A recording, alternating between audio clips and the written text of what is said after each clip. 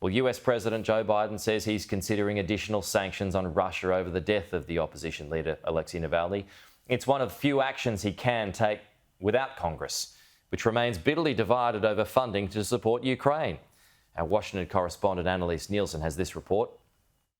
The US is under mounting pressure to respond over the death of Russian opposition leader Alexei Navalny.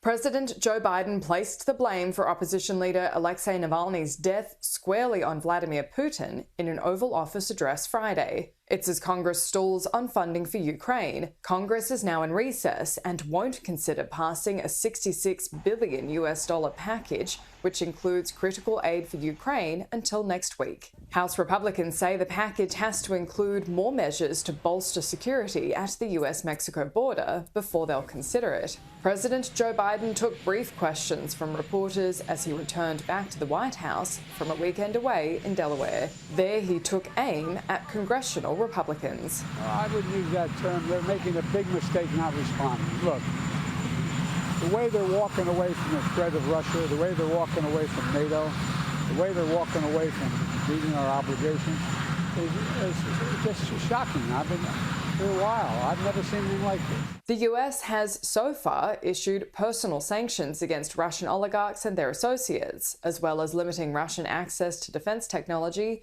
banking, finance, and oil, with now the possibility of more sanctions. We already have sanctions moving and we're considering additional sanctions, yes. Sanctions can be issued by the president directly and mostly don't need the cooperation of Congress. Sanctions on Russia haven't done as much damage as the US government would have hoped, meaning action by Congress is now more critical than ever. Annalise Nielsen, Sky News, Washington, DC.